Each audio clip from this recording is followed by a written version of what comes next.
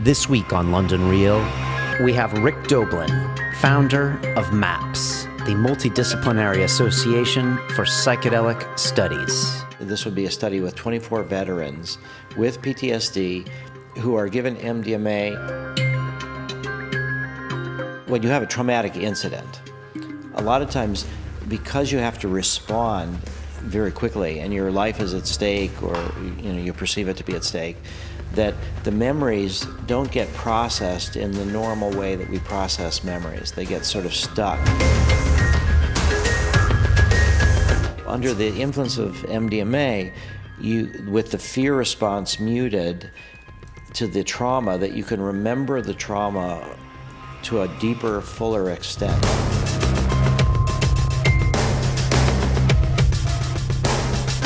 This isn't just for aging hippies. This is for people who are seriously struggling with issues related to their own mortality. London Real presents Rick Doblin, MDMA Therapy. There's 22 veterans a day on average committing suicide. Maybe some of them will not do so. I am told that today is the hottest day of the year so far here in Britain. And that means we're going to be rocking around 22 degrees Celsius here today, which might seem normal to you people in Cali or in Florida or in Spain, but for us in London, it's quite a treat. I just want to welcome you back to London Real. Got a few objects of note in my background. You got Tower Bridge here, which you might have seen in the Sherlock Holmes movie. Guy Ritchie did a nice job when they were kind of building that during the movie. And you got the HMS Belfast here, which actually saw some serious action in World War II, bombing the hell out of some submarines and U-boats and stuff. Behind me here, you got the Shard. That's the building that about a year ago, those crazy chicks from Greenpeace climbed to the top of to support some Arctic thawing, global warming issues. So props to those girls. And I'm actually standing on London Bridge, which was the bridge that was built back in the Dizzo, the very first and only bridge in London for a long time for crossing the two, putting the two sides together, and the Romans hooked that up, and it was constantly falling down, hence the name. And then the Yanks bought it and took it to Arizona piece by piece. And a lot of people confuse that with the much more beautiful Tower Bridge behind me. But you know, it does the job, but if you look at me, it just looks like a bridge. It's pretty standard. And just to take you through memory lane, right behind me here on the 6th floor of Adelaide House is where I used to be on the phones, broking those credit derivatives back in the day. And we used to look on the bridge, and I kid you not, I saw at least 4 bankers jump off the bridge into the water in my time there. And it was the weirdest thing. Like, you don't jump off this bridge to die like you would, say, the Golden Gate, but it is a little dangerous down there, and there are some currents from the sea, so I don't advise it. But enough of that, on to the show. My guest today is Mr. Rick Doblin, and Rick is a fascinating guy. Besides being one of the nicest and most warmest human beings I've ever had in the studio, and there could be a correlation between that and taking massive amounts of psychedelic drugs. I'm just saying there could be between coolness and that. But even if there isn't, MAPS, which is the Multidisciplinary Association of Psychedelic Studies, is something Rick created in 1986. And at the time, his goal was to legalize MDMA. And if you guys don't know the history of MDMA, it was legal in the early 80s, and it was used a lot. And funny enough, Dallas was actually, I think, one of the big capitals of MDMA. And then once the DEA found out about it, they made it illegal, and Rick has been on a crusade ever since to get it legalized so it can be used in a prescription standpoint with psychotherapists for people that suffer things like post-traumatic stress disorder. And he's run some studies in the States, and he's working on a study to be run here in Cardiff in the UK, which is an fMRI study where they actually see how the MDMA works on the brain and how it shuts down certain sectors, amplifies others, and it looks very exciting. Professor David Nutt is doing similar things with psilocybin and the fMRIs here at Imperial College London. We've had David on in the past, and Dr. Robin Carhart-Harris talking about that stuff. So a lot of things of interest. If you want to get more involved with that study that Rick is running in Cardiff, then send an email to me or Rick. But you know, MAPS does a lot more than just the MDMA research. They got lots of things going on, including marijuana studies in the US, LSD studies. They're looking into ayahuasca, Ibogaine, and you know, they are kind of my heroes when it comes to the psychedelic movement, because they're on the front lines doing the hard work every day. I mean, Rick's been fighting his whole life for this cause, and so it's fascinating. Rick's a fascinating guy. He got a Ph.D. from the Kennedy School of Government in order to learn about how he can better affect U.S. public policy and how to deal with all the minutia, which Rick gets in later to this show. And Rick was talking all sorts of little details about how and why it is so hard to get these studies done, whether it comes phase 1, phase 2, phase 3 studies of cannabis, MDMA, and everything. So please strap in and enjoy the ride. I think it just seems so obvious with my own experience with the psychedelics that there needs to be a better way of treating people, especially like our soldiers that have come back, that you know, are being medicated every day with opiates and other drugs without an end in sight. And when you can show evidence that with as little as 3 psychotherapy-assisted MDMA sessions, these people can relive those memories and try to process them, I don't know, how could you not look into this? It seems like a no-brainer to me. So there you go. I hope you enjoy hanging with Rick, and he's always such a fun guy, and I hope we have him on again when he comes back through London town. So there you go. If you haven't noticed, we have a beautiful, if I do say so myself, beautiful brand new website, and it is built in conjunction with the guys at Squarespace. And if you're not familiar with them, Squarespace is an all-in-one platform where you can basically design any kind of website you want, or portfolio. It's super easy. It's literally like drag and drop, and I busted off a blog this morning in conjunction with a talk I did. I call it my pre-TED Talk, and you can see it on our blog section. It's beautiful. I basically typed it up in about 5-10 minutes, put a photo in, link to a YouTube video, and boom, there you go. And I highly encourage anyone to use it. You can even just start designing your website right now without even getting a credit card, and you can see how it looks. So go check them out. You can click on the link below and design your site, and if you really want to go forward with it, I think it's like $8 a month, and if you use the code London, you get 10% off, and let them know that you watched this show.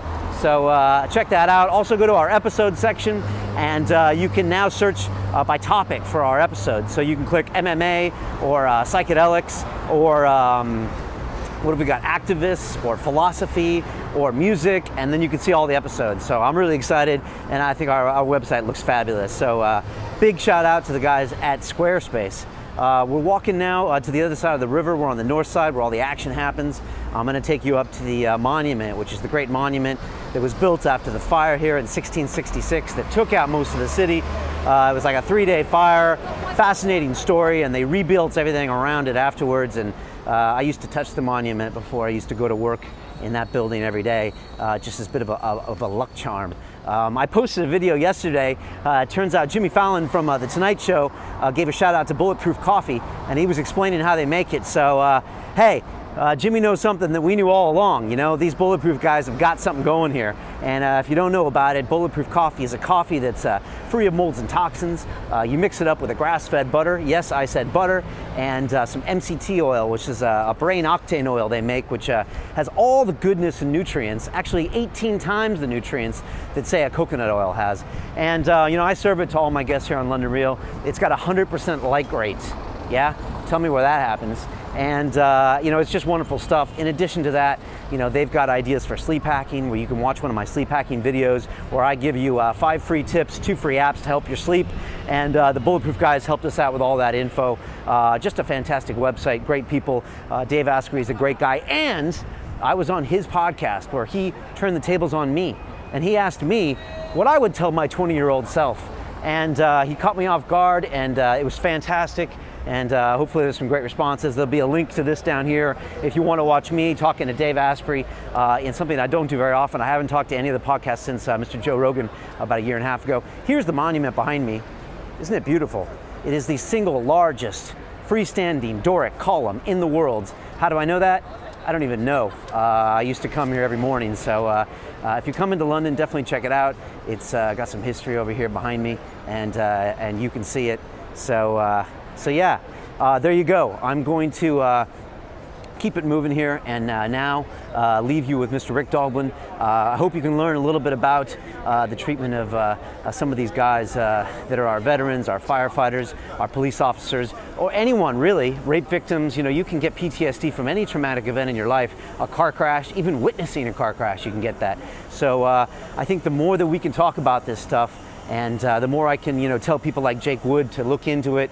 He was the PTSD soldier we had on the episode, on the show about a year ago, that, some things are going to happen. So now I leave you with the founder of MAPS, Mr. Rick Doblin. All right, let's do this. This is London Real. I am Brian Rose. My guest today is Mr. Rick Doblin, who is the president and founder of MAPS, which is the Multidisciplinary Association for Psychedelic Studies, which you founded back in 1986 with the goal of making MDMA an FDA-approved medicine, but the organization has subsequently morphed and grown in a big way. You now also study the effects of psilocybin, LSD, ayahuasca, Ibogaine and marijuana for such things as post-traumatic stress disorder, PTSD, depression, end-of-life issues. I think to sum it up best, your website does it great. It says, MAPS envisions a world where psychedelics and marijuana are safely and legally available for beneficial uses, and where research is governed by rigorous scientific evaluation of their risks and benefits. Rick, you're one of my favorite guests ever to be on this show. Thank you, Brian. When I grow up, I want to be just like you. Welcome back to London Real. It's a pleasure to be here. And I'm hoping to grow up one day too. Oh, really? Yeah. You turned 60 recently, right? Yeah. Geez, you look great for 60. Yeah. And you're not slowing down at all, are you? No. In fact, our projections are that MDMA becomes a medicine in 2021. Okay. And at that point, then I need to switch gears and start my real career, which is as a psychedelic psychotherapist. Oh, okay. All right. So that's the end game. Yeah, that's been the beginning since I was 18. Okay. Starting in 72 to become a psychedelic therapist. And at the time, I thought I would have to do it as an underground activity because I was a draft resistor, and I thought I would have a criminal record, and I thought I would go to jail, and I thought I wouldn't be able to have a normal career, but I could do psychedelic psychotherapy. Both because I needed therapy myself and I wanted to help others, and I felt that consciousness change was the key. It was a highly leveraged area, that if I could help promote technologies that supported consciousness change, and particularly sort of mystical unitive experiences, that the political implications of those would contribute to helping us solve all sorts of other problems. And luckily, when President Carter was elected president in 1976, the first thing he did when he was president, the very first day, was he pardoned all the draft resistors. So that's when I started thinking, maybe I can do this above ground. And so I'm still wanting to do that, and I just didn't think it would take me till I was 68 years old or whatever to start my real career. But and so you ultimately want to be a therapist. Yes. And does that mean you're going to need to get any more training? I know you have your PhD from Kennedy School of Government. Yeah. Does that mean you need additional degrees, or not necessarily? Yeah, well, that's a degree in public policy. Okay, right. So that doesn't do me any good. I have an undergraduate degree in psychology, and I've trained with Stan Groff, and so I'm certified as a holotropic breathwork practitioner. Okay. Which is using hyperventilation to induce altered states of consciousness that then repressed material and other material emerges, and people can work with that. But that's not the same as a credential for actually doing therapy. Okay. Do you use the breath therapy yourself? Yeah, occasionally. I mean, I generally prefer drugs. Okay, fair enough. More effective? Well, there's, in a way, maybe we could say that it's easier in some ways and harder in others, because with the holotropic breathwork, I have a lot of admiration, because what you're doing is you're hyperventilating, and you're encountering your own defenses. And then when difficult material emerges, you have to both continue to deal with it and then also remember to keep hyperventilating. Okay. So you're sort of consciously overcoming your defenses, which is very challenging. And so when you take a tab of LSD or MDMA or psilocybin or Ibogaine or whatever, you don't have to worry about keeping the process going. Right. You've kick-started it with the pharmacology, and then you just have to surrender and open up to it instead of produce it at the same time. Right. It's always interesting to me when I hear people say I go into a flotation tank, and it's almost like being in a psychedelic trip, or I meditate and it's almost just like, well, it's actually quite simple just to get there if you want to get there.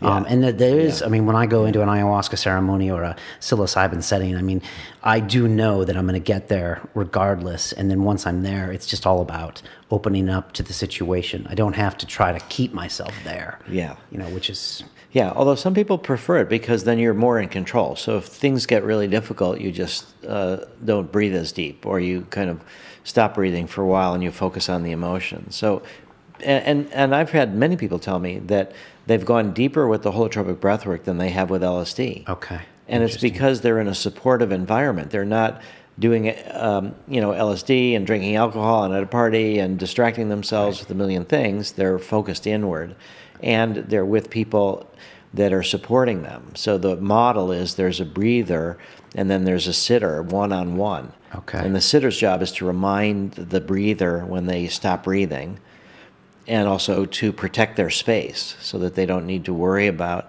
anybody intruding or the phone or the door or anything like that. And usually it's done in group settings so that you kind of get energy from other people as well when people are releasing their emotions.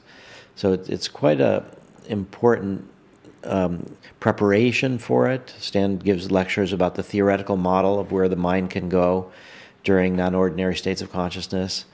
And so I think people have benefited greatly from holotropic breathwork. And I have incredible admiration for Stan and Christina to developing it, because here they had these powerful tools of the psychedelics, and then when the research was shut down in a overreaction to the psychedelic 60s, they found a way to continue. Right. Yeah, that's powerful that happened. For people that don't know much about you, I was wondering if you could just bring them up to speed with kind of maps. I know you guys have had some big successes this year with some real great breakthroughs. I know a pending marijuana study, some real success on your MDMA for, I believe it was some firefighters and post-traumatic stress disorder veterans, people. And I just wondered if you could tell us kind of how things are going in the MAPS world, and then why are you here? Why is London a stop that you've made now twice in the past year? And is Europe important to you guys? Well, maybe I'll start with that. Okay. So there's the European Medicines Agency, which approves drugs throughout the EU for over 300 million people. And then there's the FDA that we work with in the United States. And the European Medicines Agency and the FDA are engaged in some senses in regulatory competition, where they're trying to see now the focus is on how can they approve drugs in a more rapid manner while not missing possible toxicities and gaining evidence about their potential therapeutic benefits.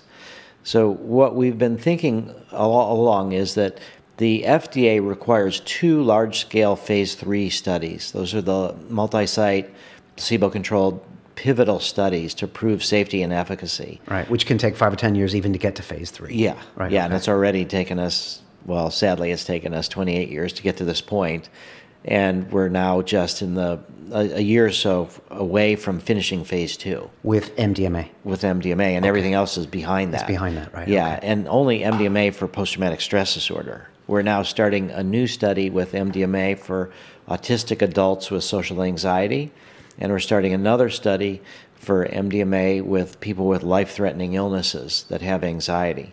So those are early phase 2. And those will probably be 5-6 years before we're ready to take them to phase 3. Wow.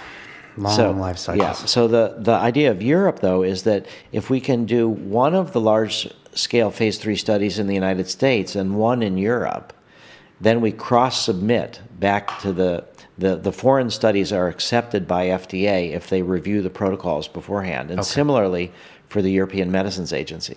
So for the same cost of doing 2 large-scale phase 3 studies in the United States, if we do one throughout England and Europe and the other one in the United States, for the same amount of money, we get 600 million people, more or less, that we can use these drugs in, rather than 300 million. Okay. And is there anything where you can actually make the 2 agencies compete against each other? I mean, maybe I shouldn't ask you this on camera. No. That's actually kind of one of the thinkings. Yeah, that there's the fundamental difference is that in England and the European Medicines Agency, because there's a lot of national healthcare organizations, they care about costs of medicines more than the FDA does. The FDA cannot look at cost when they approve a medicine. They can only look at safety and efficacy. Okay. But in Europe, there's more like comparative studies. Because the nation pays for it at the end of the day. Yeah. Whereas in America, it's handled by private insurance companies. Right, okay.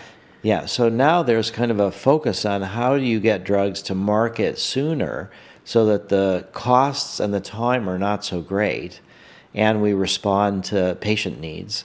Also, how do you take drugs off the market sooner if they've been approved in a faster way, but then once you start ramping up and now hundreds of thousands of people take them, you find out that there's a 1 in 50,000 risk or something like that. So there's an approach in Europe here that's called adaptive designs, where you're kind of learning as you're going. Okay. So there is a little bit of a competition as to which agency can move drugs through the system faster, particularly for what's called breakthrough therapies. And those are drugs for serious or life-threatening illnesses for patients for whom other medications have failed. Okay. And for PTSD, that's exactly where we're at. It's serious, life-threatening. There's a higher incidence of suicide. Suicide, right. And at the same time, we work with people that have failed on finding relief from the current available pharmaceuticals. There's only 2 that are approved for PTSD, Zoloft and Paxil, and neither of them are particularly effective. So what we're hoping is to do a study here in England, particularly with fMRI, with veterans who, this would be a study with 24 veterans with PTSD who are given MDMA not directly as a therapy drug, but to understand what happens while they're under the influence of MDMA and go in an fMRI scanner. Right. Smells like David Nutt to me. Yes, David Nutt's involved in this. He's like the big guy that uses fMRI. They've had the psilocybin study here. Yeah. Is that his thing? Is that his niche? He's the editor of the Journal of Psychopharmacology. He's an incredible neuroscientist. And Beckley Foundation with Amanda Fielding has worked with David Nutt on some of the studies with psilocybin that they're doing with fMRI. And so I just spent the last day with Amanda at Beckley Foundation. And last night we kind of had a breakthrough where this study in England is about 188 pounds over 2 years to do this 24 subjects. 188,000 pounds. Oh, yes. Okay, Excuse me. Sorry. All right. Yeah. Okay. I know the pounds are worth more than $1, but not that much more. Not that much, right? Yeah. So over 2 years, 24 people, 188,000. Yeah. Okay. So MAPS and Beckley Foundation have agreed that we're each going to pay 25% of it. Okay. And then we're going to try to see if we can raise the other 50% from donors. I'm here for a screening, the London premiere of a documentary called Neurons to Nirvana. Yes, I saw the trailer for that. It looks very interesting. It's about the use of psychedelics in treating medical disorders. Is that right? Well, but it's more about consciousness shift and how the world is in a crisis, and a lot of it is because of narrow thinking and people identifying themselves with limited parts of who they are.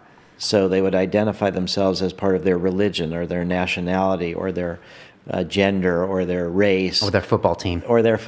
And then there's the us and them, and then that leads to dehumanizing others and not being sympathetic with others and greed. And so it's a real macro look at the effects of psychedelics breaking down some of these barriers. Yeah, and through the psychedelic unit of experience, which people you sort of move through certain levels of consciousness, and with psychedelics, usually the first is kind of certain perceptual changes. Not so much with MDMA, but with the classic psychedelics. There's more visual changes, people's imagination is more fluid, their ego processing is breaking down. That's what David Nutt and Robin Carhart Harris discovered with psilocybin, right? That it reduces activity in the default network, which is the filtering process. Which was kind of surprising. We had both of them on the show, and I know people would always think that your brain would get more active, but it turns out it becomes less active, or like the orchestration it stops happening between these different parts of the brain. Yeah, well, the default mode network is sort of synonymous in a way with our ego. Okay. And with the things that we need to do as a human being in the world getting through the day. And so there's so much information that our brains are perceiving all the time that we decide not to attend to because it's not fundamental for the tasks that we have to do, or it's not novel, we know it's not dangerous. Right. So with psilocybin reducing activity in the default mode network, then the filtering systems are slowed down and you get a flood of material that you're perceiving all the time but don't pay attention to. Right. Okay. And that gives you the sense of sort of a broader consciousness and the sense that there's more going on in your brain all the time. Right. So you stop thinking about, I have to eat this, I have to make sure that guy doesn't kill me, and you can start thinking about, what is my relationship with the society? What is happiness? Why are we here? Yeah. And you start feeling energy patterns connecting things, and you start feeling that there's this unified force. Not everybody, but this is often the reports. And these are why these drugs have been used for thousands of years, too. People end up this more sense of the connection of things. And once you realize that you're part of nature, that you're part of the human family, you're part of life on Earth, and that's more fundamental than your ego, which is kind of a later development, then you realize that people who may be a different race than you or a different religion than you have more in common with you than they have different. And that there's certain political implications of that. And I think we saw that during the psychedelic 60s, where that was the birth of the women's rights movement and the environmental movement. And I mean, women struggled to get the vote, in 1920s, well before that. Right. But I do mean that there was a lot of development of all these progressive social movements in the 60s. And a lot of it came from when psychedelics go right, when people had this unit of consciousness and what that meant to them. Right. I listened to a lot of old Terence McKenna lectures, courtesy of the Psychedelic Salon, Lorenzo over there. He keeps finding these lectures. It's like Terence never stopped talking in a weird way. I know you knew Terence back in the day. I know he had his own opinions on MDMA. You didn't agree with a lot of them. No, I didn't. But he had a romantic notion about if it's from nature, it's good, and if it's from the lab, it's not so good. Right. I'd like to think he would have changed his mind by now. But I'm not sure. But he talks a lot of this dominator culture. He kind of puts it in that perspective, because I don't think he likes to say like male dominated, but just like a dominator culture as opposed to a cooperating culture. Yeah. And he's got a lot of interesting theories about used to have the psychedelics ingested in the orgiastic behavior, and people not knowing necessarily who their direct descendants were and how it was more of a tribe. Mm-hmm. But I look at sometimes the world and it just feels like this ridiculous dominator culture, and sometimes, and maybe it's because of my experience with psychedelics, I just turn on MTV and I see gold chains and big cars, and then I turn on CNN and I see Putin moving into Ukraine, and I'm just like, is anyone else seeing this massive dominator culture that's not making anyone happy? Yeah, I don't know. Yeah. I think tens of millions, hundreds of millions of people are seeing it, and there's this growing sense about economic inequality, and and also you could say the good side of global warming and climate change is that people realize that the problems we have transcend normal national boundaries or religious boundaries. And so we have this growing globalization and this growing sense that the challenges that we face require solutions that will involve cooperation among people who are nominally different from each other and live in different countries. And so I think there's, on the one hand, a growing sense of crisis, environmental crisis, economic crisis, military crisis, and at the same time, the sense of our interrelatedness and how we have to focus more on the human aspects of cooperation. And also, we read about the incredible technological developments that have been in terms of energy, new sources of food, new sources of products, so that it seems as if the planet is capable of supporting the number of people that we have if we had a more equitable distribution of resources and a more sustainable society, and we focused not so much on perpetual growth, but on providing for basic needs in ways that last a long time and give people actually more leisure time. But the idea there is that there is an opportunity, I think, for the unit of consciousness, for the psychedelic experiences to be integrated into our culture now. There's a great need, whereas during the 60s it was so new and so novel, and in many, many different ways our culture wasn't prepared for it. Right. I've heard this talked about, and it was the tune in, turn on, drop out. Let's walk away from the rest of society. Let's do our own thing. Let's not integrate it. Yeah. There were a lot of things that were potentially done wrong, right? Yeah. Even people talk about taking psychedelics in a very egotistical way. I've read old documents about that, where it wasn't all about this, ayahuasca, big tribal love. It was ego trips and a lot of being used for bad purposes, or I don't know, maybe this is just anecdotes. Even it's still that way too. There's a lot of shamanistic approaches that are about power and not so much about healing. Okay. This is, I did not expect you to talk about this stuff today, because, so much of what you do is, you're at the front lines, you're like on the front lines in the hand-to-hand combat, battling these big organizations, trying to get these trials done. Yeah. If people had any idea the kind of work you do to get to phase 1 to phase 2,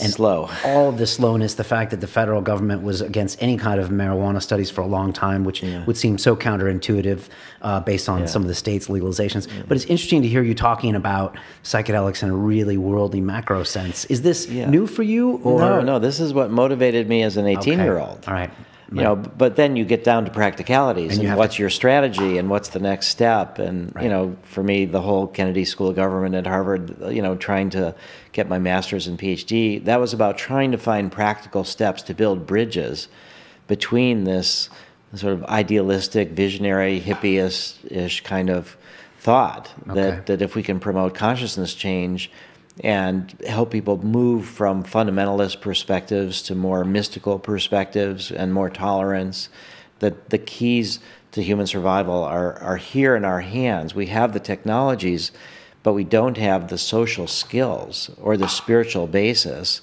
to really manage what we have well. So that's what made me think that when I was turning 18 and was this draft resistor, and what would I devote myself to?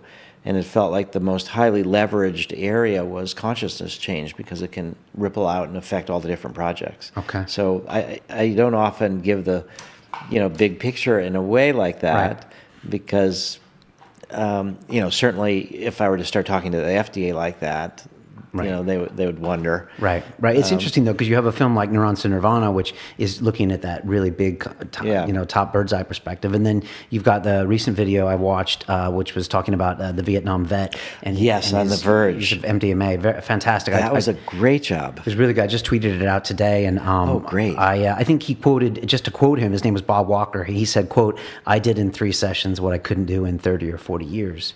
And it's a great little documentary. It starts out, he's in the diner with, I think, some of his Vietnam vets. And they're just like, there's no cure for PTSD. Yeah. These memories are always going to be there. There's nothing you can do. And he goes on to talk about his story of, MDMA and some of the studies, that you guys are doing. Yeah. We did have some meetings at the Pentagon where we were talking about working with MDMA with active duty soldiers. And one of their concerns was that people who, if they were to get involved directly, that the word would get out that in some ways this was an acceptable area of research, and their worry was that people would, meaning soldiers or veterans, would decide that there was just no way that they could get into the clinical studies, that they're only for a limited number of people, and they would go out and try to find MDMA on their own, and they might get adulterated MDMA, and they might take it in a non-supportive setting and might end up worse off. Okay. But the people at the Pentagon were like, this is a worry of ours, but that shouldn't stop the research. Okay. And so what Bob Walker's story is about is the opposite in a way. It's somebody that heard about our research, decided that it would be too complicated for him to be part of it. I mean, for our study right now, in 24 veterans, firefighters, In Charleston, South Carolina, we have over 500 people on the waiting list, and we only have 6 more people to go. So there's an enormous need. So what Bob Walker did was, it was hilarious. He said he was near a college, right? So he found MDMA on his own, and then it helped him. And then he found out an underground psychedelic therapist and had 3 sessions with them, and that helped him. And now he's cured of his PTSD. And it's actually 50 years, not 30 or 40 years, because he was in Vietnam in 64, 65. So he is just an incredible example of somebody who has been stuck, frozen in this traumatic replaying of the trauma for 50 years almost. And with a few sessions of MDMA, he was able to break those patterns. You're quoted in that movie, and you said something really interesting. And I've read a few books on the brain, but a lot of people think that a memory is like a piece in your own hard drive in your brain, and you just access it, and that's the data. And you access again, that's the data. But a lot of people believe, and it's probably been proven, that you actually recreate that memory every time you remember, which is why there's a lot of selective memory and a lot of things going on. And you were saying that with the MDMA therapy, you're almost recreating that memory, but now in a kind of a different plane or a different medium. I was wondering if you could explain what you meant by that. Yeah. Well, when you have a traumatic memory, when you have a traumatic incident, a lot of times, because you have to respond very quickly and your life is at stake, or you perceive it to be at stake, that the memories don't get processed in the normal way that we process memories. They get sort of stuck in this fear mode.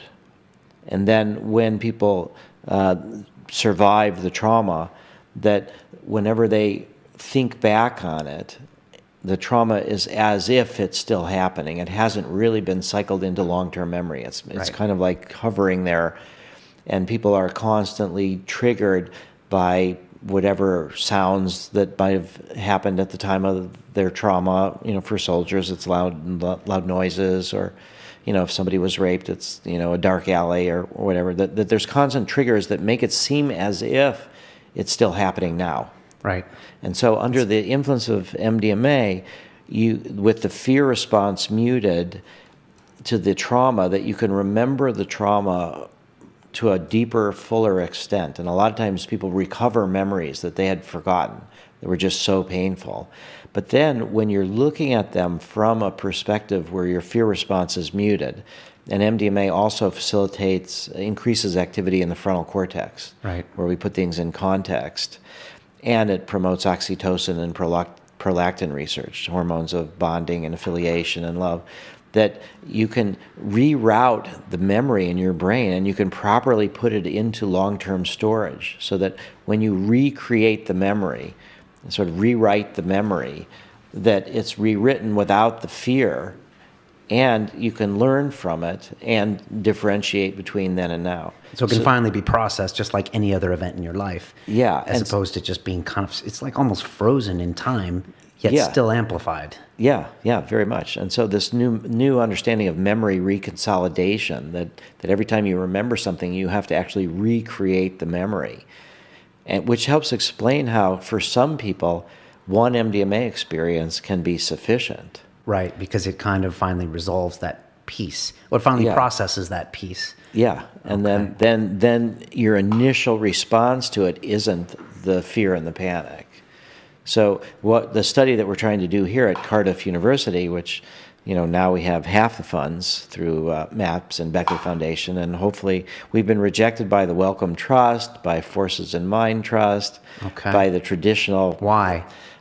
But Wellcome has funded some of Nutt's research in the past? Not yet. They stay away from the psychedelics? Well, David helped arrange for a meeting a couple of years ago with Ben Sessa and Dr. Ben Sessa here, who's going to do the Cardiff study, and Dr. Peter Owen, who did our Swiss MDMA PTSD study, and myself. We went to the Wellcome Trust, and what shocked me is that they started talking about their reputational risk of getting involved with MDMA research.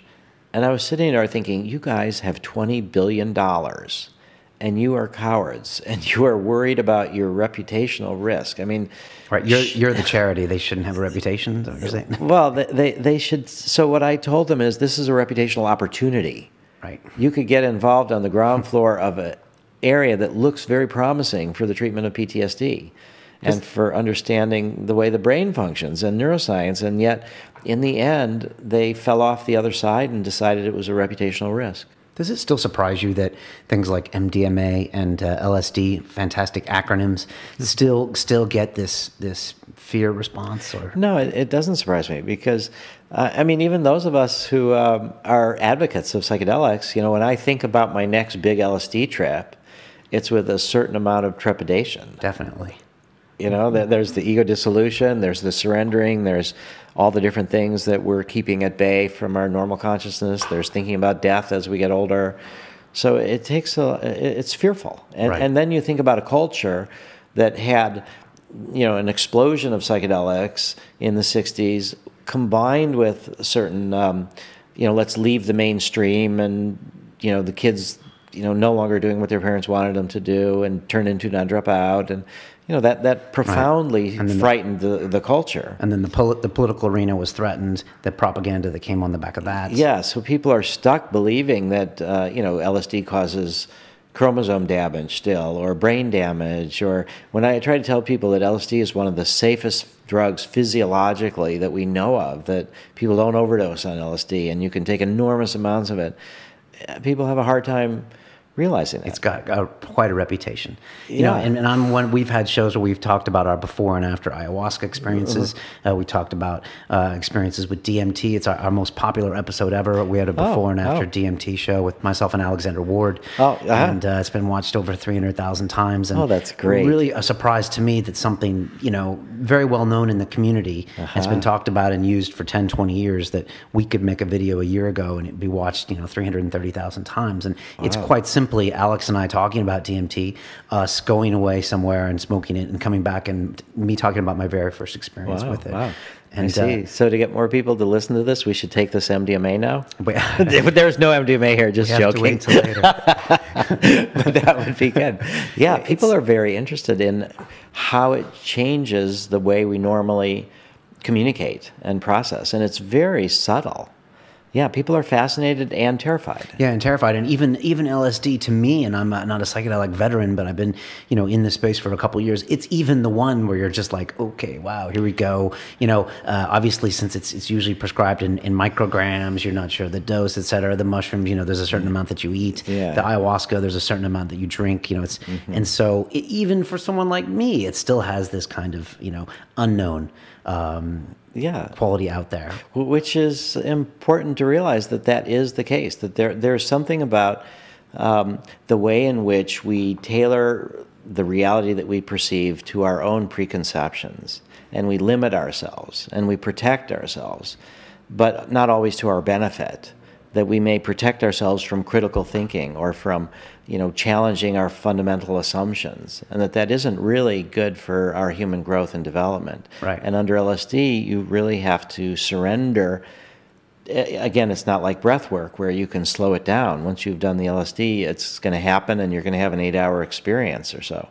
So I think a certain amount of respect, if not fear, but a certain amount of respect for the difficulty of surrendering your own hold on reality in order to get a deeper perception. So I can understand why society is scared, but at the same time, the fear has been massively amplified by the propaganda and by the suppression of research, so that we don't have the examples that are of these drugs being used in appropriate situations with proper support, helping people with problems. So that we've recently finished a study with LSD for subjects with anxiety related to end-of-life, life-threatening illnesses. Right. And this isn't Johns Hopkins study. That's no. Okay. That was psilocybin, sponsored by Hefter Research. Okay. So they're focusing on that. This was done in Switzerland. Okay. And what we are most proud of is that this was 12 subjects. It was published in the Journal of Nervous and Mental Disease, and there's a big, in March, it was in the New York Times science section in a really positive way. So this was the first study of LSD in over 40 years, looking at its therapeutic use. And what we were most proud of is that 11 of the 12 subjects had never done LSD before. Okay. So we're showing that this isn't just for aging hippies. This is for people who are seriously struggling with issues related to their own mortality, and that in a supportive setting, LSD, and we use 200 micrograms, which is not an overwhelming dose. When Albert Hoffman first did the first planned experience with LSD, he took an amount that he thought would be smaller than anything known at the time and probably would have no impact on him, and that was 250 micrograms. Okay. And so and he had a life-challenging experience, thought he was dying, and went through all sorts of experiences and ended up feeling ennobled and enlivened by the whole thing. But, you know, they took milk as an antidote. They thought that would help slow down the LSD. They didn't really know. But that what there is this sort of sense that at 200 micrograms, you're bordering on the ego dissolution and the default mode network being, you know, pretty completely suppressed, and this flood of material. So I think what we're sort of saying is that the society that we live in, a lot of times when people feel challenged, when their religious beliefs are challenged or their sense of superiority is challenged, that instead of looking more deeply and accepting a lot of the limitations and broadening their worldview, they end up blocking and then projecting out. So we see that most horrifically in World War II, where it's the Jews are the evil and the Germans are all good, and they're projecting their shadow out on others. So I think the work of psychedelics, the work of becoming more mature, is the work that our culture needs to do in order to face the challenges that we have. And we don't have a lot of emotional tools to facilitate that process. And that's where I think the emergence of this psychedelic renaissance, where now research is permitted again. There's more research now than at any time since the late 1960s, right, with psychedelics. And I think it's very promising. And at the same time, what we're hoping to do is to show people, and this is where I would say I differ with Terence McKenna. Okay. So that Terence had this idea that somehow or other these ideas that are catalyzed by psychedelics are inherently corrosive to ordered systems of government and ordered society. That we're always going to be tearing down the old and building the new, and that there's going to be a tension between the existing society and the sort of psychedelic scouts, okay, you know, the psychonauts that go out to explore consciousness, and that there would be this inevitable suppression and tension. And that was kind of the view in the 60s too. Right. And so I think what I'm trying to demonstrate, and what I believe a lot of people are able to live out through their lives, is that people can have these psychedelic experiences and return home to their families and their work, and that they don't have to go off live on some remote island, or they don't, that we can have these awarenesses and live in society, and we can have a society where it's a healthier society, challenging its assumptions, but growing in an organic way, and that the psychedelics will be an essential tool right, for that. And if we look at the spread of ayahuasca throughout the Western world right now, not only as a tool for religious ceremonies and spiritual ceremonies, but also in kind of more quasi-therapeutic contexts, we see it's like with the gay rights movement, where people always knew gay people, they just didn't know they knew gay people. And right, once gay people started stepping out, then you think, wow, you can actually be, you know, more or less normal, healthy, happy person and be gay. So it's like that now with psychedelics, but we're behind the curve. So that if the people in England who had taken ayahuasca or psychedelics and were making major contributions to society could just raise their hands, people would be shocked. Yeah, and I've heard this from many guests that have come on here, and the advice has been, and it might have been actually it was yours last time you were here. Yeah. You said come out of the psychedelic closet, and it's something I have tried to do in the last couple of years, and it's been difficult every step of the way for me. It's just because you think that there's no going back. You think I used to work in the banking world. I'm like, there's no way they're letting me back. Yeah. But the more I come out, the more, I mean, the percentage of guests that have sat in that chair that have either tried ayahuasca or are going to try it is shockingly high. Yeah. And we had 6-time Mr. Olympia, Dorian Yates, considered one of the greatest bodybuilders of all time. And an hour into the show, we're talking to him, and he's like, yeah, I drank ayahuasca when I was in Brazil, and I smoked DMT all the time.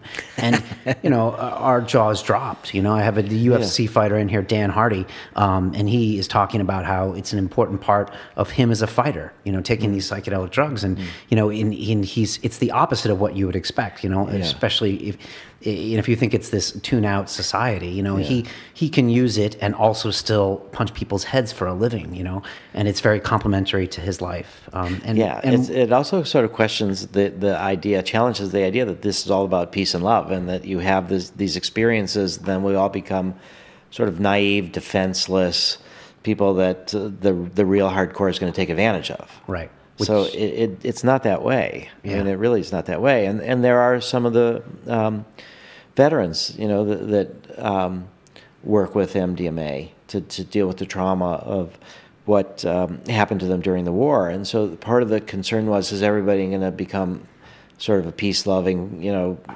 disarmament now kind of person? And we don't find that either. Right. Although we do find, I think, that many of the people who have been in our studies with veterans with PTSD, as a result of the MDMA working through the traumas of being involved with friends getting killed and killing people, that they become more willing to postpone military action until the last resort. They don't become pacifists.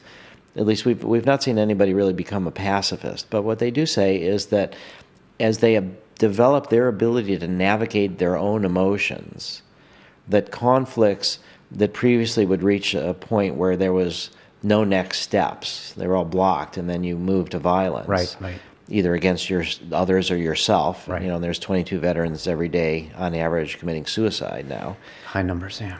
That they're more willing to engage in negotiations and again see violence as a last resort.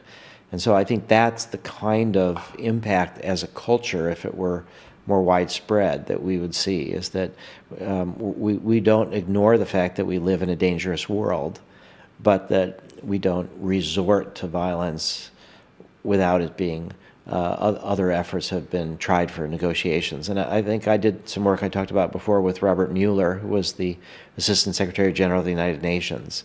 Okay. And he wrote a book in '83 called New Genesis, Shaping a Global Spirituality.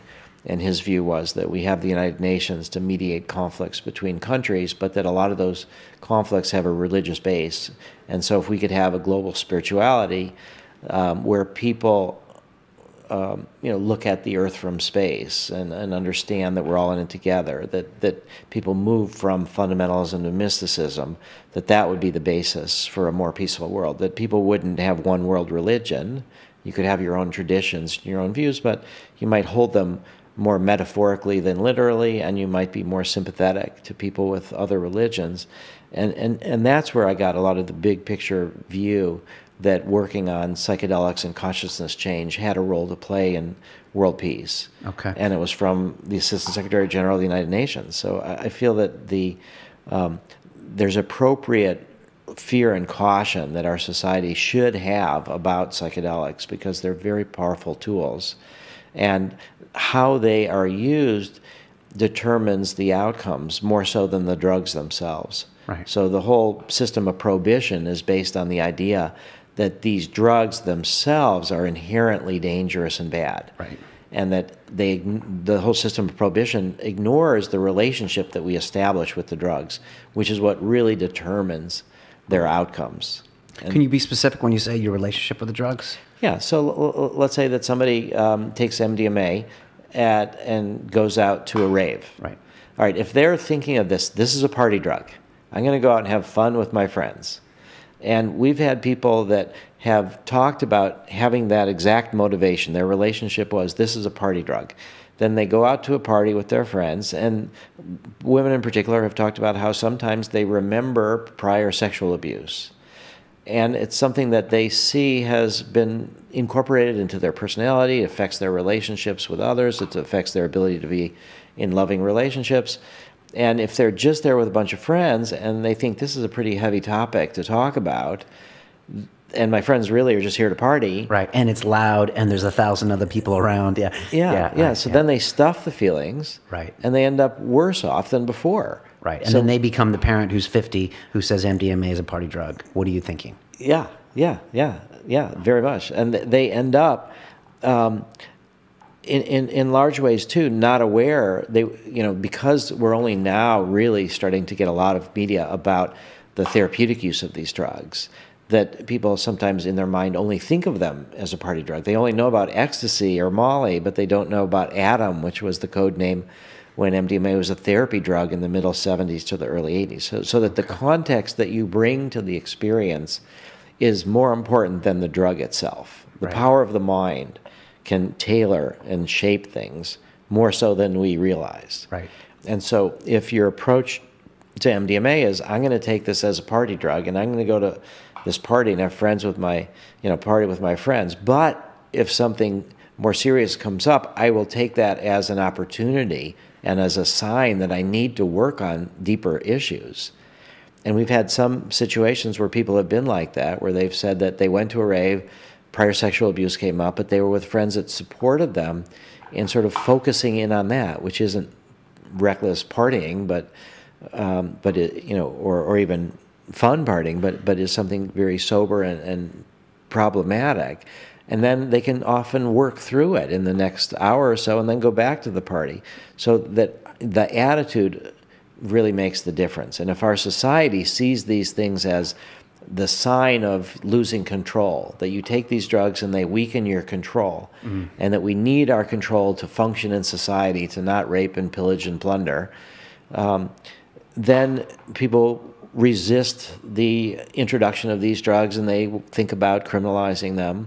But if you have this attitude that this weakening of control in a supportive environment helps you to have a more balanced control later, once you've taken these split off parts of yourself and integrated them and acknowledged them, then you end up, so it's letting go of control in order, once you're not doing drugs, to have a deeper sense of control. Right. And like, just so people understand, with your MDMA studies, it's they administer the MDMA and it's preceded by an 8-hour session with a therapist where they can talk through a lot of these issues in a safe environment. And in my opinion, I don't see how you could ever do MDMA in any other way, if not doing that first, Yeah, well, there's usually 3 sessions, each around 90 minutes long, of preparation, where you build the therapeutic alliance between the person that's coming for the treatment for PTSD or anxiety because of end of life, or social anxiety because of autistic spectrum.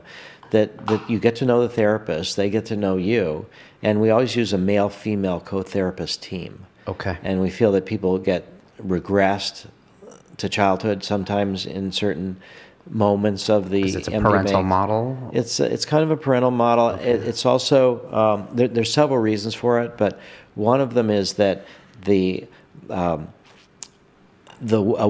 functioning of opposites. So you have male, female working well together. That can help people feel reparented in some ways. And it could also help them to realize that if they can have sort of a union of the opposites inside themselves, that if they can accept the fact that we're all these polarities and we just are on one level or another, right? But that inside every man is female sensibilities to some degree and vice versa, that if they can see a model of successful communication between the 2 co-therapists, then that they can adopt that with themselves, and then also they can project onto parental issues onto one or the other. Plus, it's a sense of safety. So a lot of times for post-traumatic stress disorder, we're working with people who survived childhood sexual abuse or adult rape and assault, and to have a male-female team makes them feel more comfortable than if it was just a male or sometimes perhaps just a female. Then the other is that there's 8-hour sessions. So it's a very long time, and sometimes one person needs to go to the bathroom or get something to eat or just take a little break, and so you always want somebody there with them. And you're on phase 2 there in the States with those studies, and those are proceeding? Yeah. So what we're talking about is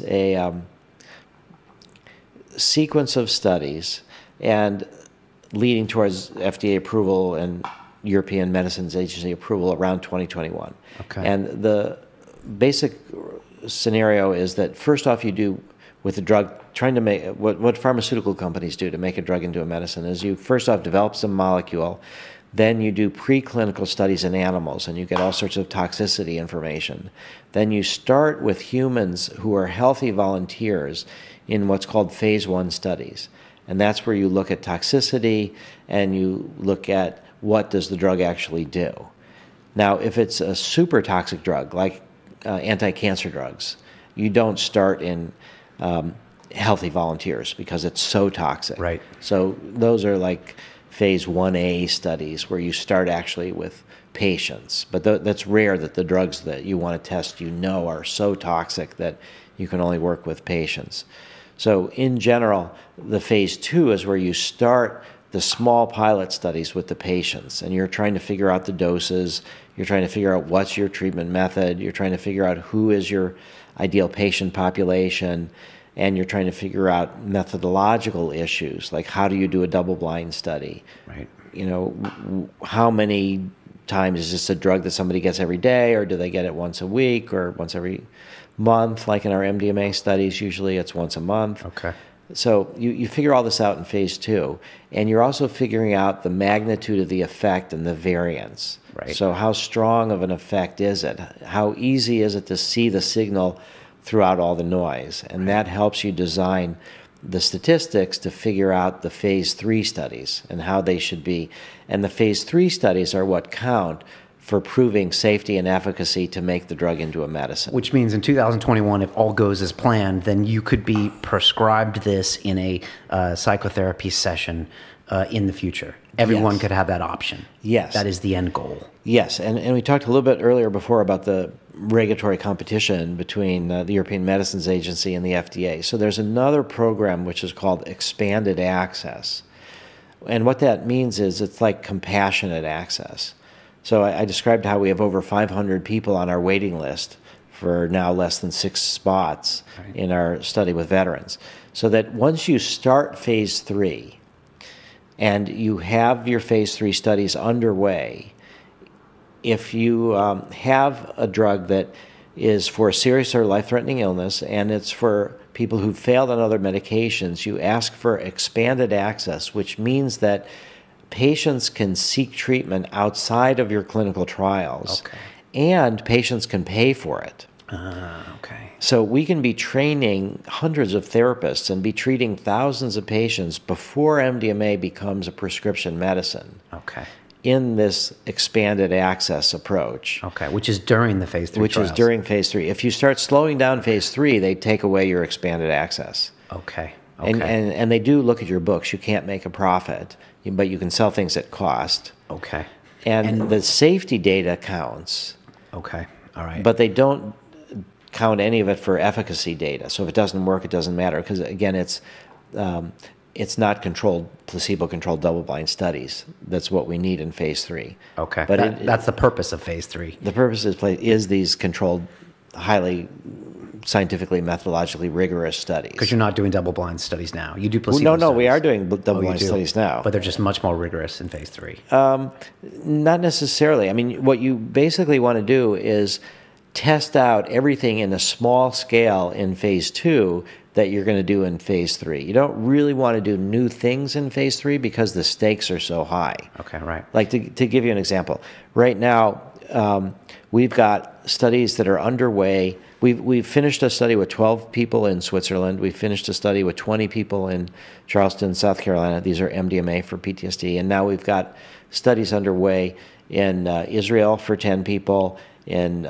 Canada will be 6 people. And in Charleston will be 24 vets and firefighters.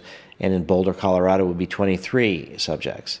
So these are relatively small numbers. And we're trying to finish these phase 2 studies. But we are testing out, comparing MDMA versus inactive placebo, comparing MDMA with various low-dose MDMA.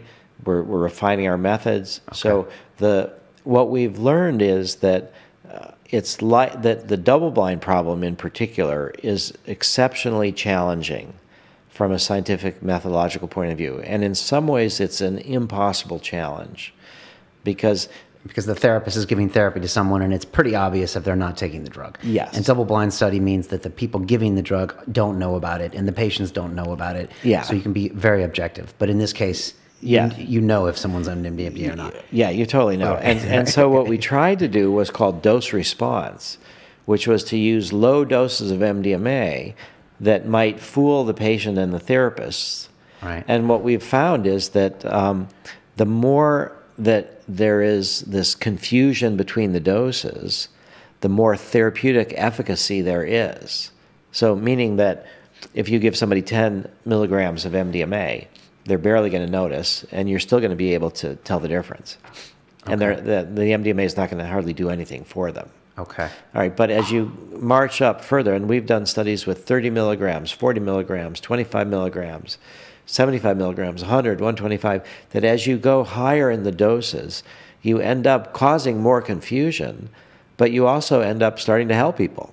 Right. And so that makes it difficult to show a difference between the full dose and whatever your comparison is going to be if you're also helping people with the comparison. Okay, I think I understand. Yeah, so there's this trade-off, and we've been spending years trying to figure out where is this right place where we get enough confusion between the doses so that it's double-blind, but not so much therapy. Okay. And what we've been finding is that at the 25, 30 milligram dose, that there may indeed even be an anti-therapeutic effect. That it gets people are coming to work on their trauma, they get a drug that they notice a little bit what's happening, but it doesn't really reduce the fear response to their emotions. Okay. And they start working on their trauma, and then it gets to be too painful. Okay. And so this is the problem with the traditional non-drug psychotherapies for PTSD is when people start talking about their trauma to work through it, it's just this trigger that it's like it's happening now, and they can't do it. So you're potentially doing damage to some of those patients by bringing up those subjects without them having a sizable enough dose of MDMA. Yeah, sometimes it gets to be difficult for them, and some people want to drop out of the study. Right, okay, and that's where it becomes... Okay. Yeah, and there's large numbers of people that drop out of prolonged exposure and cognitive processing therapy, which are the non-drug psychotherapies for PTSD. So when you have people that are... dropping out, it's not a fair comparison in a way, and particularly if it's anti-therapeutic. So what the FDA has said to us, and what I, for the longest time, I've had the view that we wanted to be the opposite of the pharmaceutical industry. Yeah. You built your organization on that, right? Yeah. I mean, we hired patent attorneys to develop anti-patent strategies, so nobody could patent MDMA for anything. Right. So it's all in the public domain, and so, I in some ways that's been really, really good. But we share our protocols, we share the data, but in some ways it was really bad, in that I missed a trick that the pharmaceutical companies do, which I've just recently. Managed to do, and that trick is that when the regulators who you worked with retired, you hired them. Oh, okay, all right. So I never even thought of that. That's what we always talk about, how the revolving door of regulators to industry, right? And how that's kind of a bad thing. And right. All right, so it turned out that the person that was the head of the FDA division of psychiatry products retired. And the next guy that's there, he didn't have the 15-year history with us. He raised some of the early safety concerns that we already been addressed. We worked with him and his staff and brought the old issues to their attention, and then they're back in the same place. All right, but that's all that I thought. So then I was out in December in California. Dr. Richard Rockefeller, who's one of our supporters, was the former chairman of the board of advisors of Doctors Without Borders, and got sensitized to whole populations being traumatized, and started looking at ways to help that, and started coming to look at what MDMA does. So anyway, he gave a talk at the Commonwealth Club, which is sort of a public forum in San Francisco. And while I was there, a friend referred a young woman, a friend of his, to one of our board of directors, a fellow named John Gilmore, who helped start the Electronic Frontier Foundation, which looks at the internet and trying to keep net neutrality and kind of keep censorship off the internet. In any case, this young woman was a lawyer, and she wanted to switch from corporate law to something else. So I happened to go to lunch with her and with John Gilmore when I was in town, and it turned out she said that she knew about MAPS and that she was really interested, and that her father had recently retired from the FDA. Okay. And I was like, wow. So he was a pharmacologist working for the Division of Psychiatry Products. And so we've started working with him. And then he said that there was somebody else that recently retired, which was the former director, and that maybe he'd be willing to work with us. Okay. So you're starting to use some people that used to work at these regulatory agencies. Yeah, and we're getting great advice from them. Okay. And so I do see that there's some wisdom in what the pharmaceutical companies said. But what we've learned is that there are two approaches to the double blind. One is the sort of regulatory approach, and the other is the scientific approach. They're not always different, but in this case, the regulators have recognized that there is a lot of problems with double blind, not just for psychedelics, but for other medicines for psychiatric indications. Okay. That there's side effects that people can distinguish, that there's... so there might be a better way of doing this in the future? No, in fact, there's no way to do this. So according to what we've been told, we should accept the fact that we are not able to design a successful double-blind experiment. And what that does is it places greater emphasis on the independent raters, that we have to have people that evaluate the outcomes that are not invested in the outcomes. They're not the therapists. Okay. So that we can design our studies comparing MDMA, whatever we decide is the most effective dose, versus an inactive placebo, and that as long as we have independent raters that evaluate the progress people are making, and we're moving more and more towards telemedicine and taking advantage of Skype and the internet, that the raters will be a team of raters that will be sort of calibrated among themselves to have inter-rater reliability. Okay. And then they will see patients on a random basis, and they won't even know this patient. They might never have seen them before. They won't track them. Now we have independent rater tracks people through the whole study. Okay. Gives them their baseline. This is a potential problem you see with this. Well, this is the solution. Oh, okay. The solution is to accept and this is what's going to permit us to move to phase 3. So this is where I'm saying is that we have to be starting to do these things in phase 2, where we're enhancing the independence of our independent raters. Okay. And the lack of knowledge that they have about where the patients are in the treatment process, so that their evaluations will be considered more reliable. Okay. And then that will be the antidote to the problem of trying to do a successful double blind. So it's like almost you're building this huge infrastructure in order to be able to welcome in this potential phase 3, and it not only involves therapists that have to be trained in this MDMA administration, but independent raters and this whole other piece. Yeah, well, there's a lot of things. And you've always known this. You've been building infrastructure for years, Rick. Yeah, but it keeps getting more complicated, which is things that we thought were fixed turn out to be variable. Right, okay. And then we have to control them. Okay. So we're controlling more and more things. That's why they pay you the big bucks. That's why they pay me the big bucks, yeah. Although I would say that I finally got my salary, I finally got my salary up to $75,000 a year. Congratulations. And that is a lot of money. And, I think, maybe with a Harvard Ph.D. I should be able to do more. But what I really, I love to do this. And so it's not, I have to have enough to send my kids to college and do stuff. But it's not really about the money. And fortunately, my wife is one of those successful women who earns more than I do. And I'm like, my masculinity is not challenged. Good, good. Let me just say that I'm grateful for what she does. Thank God. I mean, like, the position you're in is such an important place to be. And every time I see your tweets, and every time I read your articles, and every time, honestly, I see anything in the news about PTSD or MDMA research, I think of MAPS, and I think most people do recognize. And the big breakthrough that we're making now is with the military. Okay. So that's, since the last time I was here. In a weird way, a blessing in disguise. In a weird way, these crazy wars that the U.S. has got involved with has actually accelerated the adoption of these psychedelics. Yeah, it's true that there's a society in crisis. And if we can respond to that crisis, if we can show that psychedelic-assisted psychotherapy.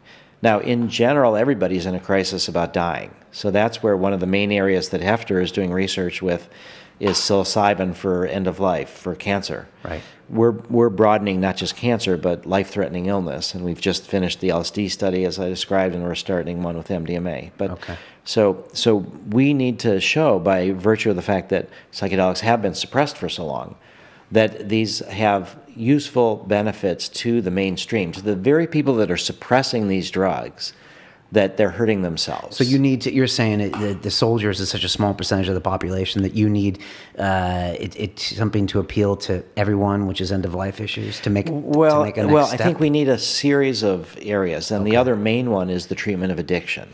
Right, okay. Because, people have, again, this simplistic idea that certain drugs are good or bad. Right. And so, and the drugs that are illegal are those that are bad, and they have a high potential for abuse, according to the law. Right. So if we can show that psychedelics, well used, help people with addictions to alcohol, tobacco, to opiates, to cocaine, then people are going to start to question, it's not the drugs, it's how they're used. Right. And so we need... and you're doing some preliminary studies with LSD, psilocybin, or with Ibogaine as well? Well, what we're doing is just observational studies of Ibogaine and Ayahuasca in the treatment of addiction. Okay. So, we only have limited resources. We're focusing on trying to develop MDMA for PTSD. That's going to take 18 million or so. 18 million? From here to the finish line. Okay, dollars. Dollars, okay. Yeah, not pounds, dollars. And we do already have about 6.5 million of that we've received in bequests. Okay. So, we've got 1/3 of what we need. Okay. And the more that we get positive data, the better. And the breakthroughs with the military are hopeful because what we're trying, even though the veterans are a small percentage of the population, they're held in high regard by most of the population. Right. And there's the perception of a national scandal and a national obligation to provide proper health care to people who risk their lives for the country. Right. Yeah, no, it was perfect. When you were here last time, when you take an MDMA study of a firefighter, I mean, it's almost the most marketable study you can give, because you take something that doesn't have an LSD history and buzzword. You take someone that, is revered by the society, and it must be a much easier study to get pushed through. Yeah, very, very much so. And so that's been part of what I learned at the Kennedy School, is this sort of strategic analysis of how you choose the patients that you work with, and how you choose the drug-patient combination, and then how you try to communicate through the media and through the regulatory agencies and others what we're doing. Right. And so you're selling at the end of the day, like everyone else. Yeah. But before we've got a little bit of time left, you had a breakthrough this year with a marijuana study. And I know it's something that last time you talked about, you had kind of thrown your hands up and you were like, this isn't going anywhere, and it's frustrating. Yeah. And I was just wondering what's going on with that. Yeah. Okay. Let me, before I backtrack, I'm not sure quite how much time we have, but I just want to say the breakthrough with the military. Okay. And then we'll do the breakthrough with marijuana. Yeah, we got a half hour. So. Okay, good. Okay. So the breakthrough with the military has been, again, through Richard Rockefeller, through his cousin, Senator Jay Rockefeller, who's on the Senate Veterans Affairs Committee, and through this massive sense of crisis. And so what Senator Rockefeller has done is met personally with the head of the VA, and urged him to look into MDMA research, and written letters to the Assistant Secretary of Defense for Health Affairs, somebody who has a $50 billion budget, and encouraged them to look at MDMA. So because there's such a high rate of suicides of veterans, 22 on average a day, because there's such a national crisis. Finally, after over 20 years, we've been able to get the cooperation of the Department of Defense and the VA. And so what the VA, we've now got 3 different studies that we're trying to develop where MAPS will fund small proof of concept studies, and then the data will be used to submit for Department of Defense grants for these studies. So one of them is a couples therapy approach to treating PTSD that's been developed, where one of the couple is a vet with PTSD. Okay, and we have the ability from the FDA to train therapists by administering MDMA to them in a scientific protocol, and we gather certain information about healthy volunteers taking MDMA in the therapeutic setting, but we can train therapists by giving them MDMA. And so we've now started to train VA therapists by administering MDMA to them. Wow. You can do that legally? We can do that legally. Okay. Yeah, and then once they've experienced MDMA, they can better understand how to blend their approaches that they've developed without drugs with MDMA. How do we blend them? Okay. So we're now working on blending MDMA with a couples therapy approach. Right. And wow, it's exciting. That's exciting. And then there's another approach, which is prolonged exposure, where people are trained to talk about their trauma and talk about it over and over and over and over until they're desensitized to it. Okay. Now, the problem with that, it works for some people, but the problem is that a lot of people are re-traumatized, and you don't fully learn from it. With MDMA, people remember more of the trauma with the fear reduction, and they have a better sense of what really happened to them, and you can learn more from it that way. But prolonged exposure does work for some people, and because there's this high dropout rate, the people who are doing prolonged exposure, some of them, are interested in blending it with MDMA. And maybe MDMA will give people enough of training to work with the pain that then they'll be able to go through prolonged exposure. Okay. And maybe that will be more efficient and effective than our approach, which is 3 sessions of MDMA with non-drug psychotherapy every week over a 3.5-month period. If there's some way to give somebody MDMA experience, it lasts 8 hours, maybe 4 or 5 hours, they do prolonged exposure, and the other time they leave people free to wander in their minds as they will in our non-directive approach. You know, maybe there's a way to enhance it. We don't know if that's the case, but we're willing to fund a pilot study with prolonged exposure. And then there's another therapy called cognitive processing therapy, and some of the people that have developed that through the military have said that they want to see if they can take their treatment-resistant subjects and administer MDMA to them. Okay. How many years before the Department of Defense cuts you a check for an MDMA study? Because that's headline news. Yes, that would be headline news. And, well, we're wondering that ourselves. That I think maybe a year and a half, 2 years, possibly. And one of the subjects in our study, we saved the Veterans Administration $1.5 million. Okay. Because there's a backlog of people who have PTSD. The VA can't see them all. One of the subjects in our study, about a year and a half ago, before he entered the study, applied for disability payments. And he was somebody who several days a week couldn't even leave the house. And so he couldn't hold a job. Right. And time goes by, nobody called him. Over a year went by, and he still hadn't been called for his appointment. And so he saw our study, and he volunteered for our study. And after 2 MDMA sessions, he felt cured. Now, our study is 3 MDMA sessions. So he was on his way driving for the 3rd MDMA session when he got a call from the VA, finally, we're ready for your appointment. And this was an appointment for him to describe his symptoms and see if he could get disability payments. And the average cost to the VA is around $1.5 million, lifetime cost. Okay. Because these are kids in their early 20s. Right. Most of them. And if they get disability payments, they go for the rest of their lives. So he passed on that. He passed on that. He said that there's something about the military ingrained in you about leaving nobody behind. You all take care of each other. Sure. And so he started feeling like he didn't really need the money, but there were other people that did.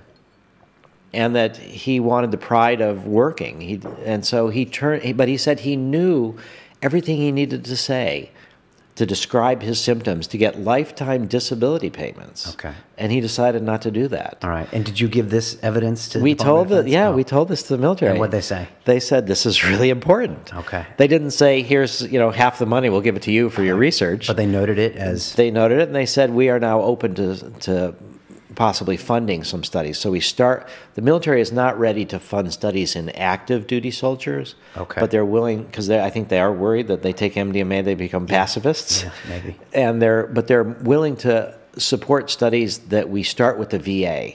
Okay. So we're a couple years away, I think, from Department of Defense funding, but we're only 3-4 months away from starting these studies in maybe 6 months, depending on how long it takes to design the protocols, in starting these proof of principle studies in direct collaboration with the VA. So that's our big breakthrough. That's very powerful. In part of that video that I tweeted earlier, the Verb video, it's interesting because the story isn't about this PTSD guy that goes into one of your sessions. It's about a guy that heard about your session and then went and got the drugs from a college campus, I guess illegally, and took them.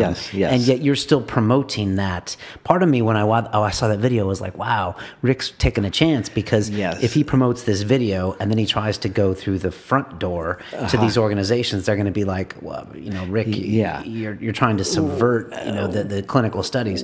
Well, we're not trying to. I mean, we do feel that the public education, which is what we're doing right now, about the results, about that there's hope, that's really important. And the fact that there's 22 veterans a day on average committing suicide, maybe some of them will not do so.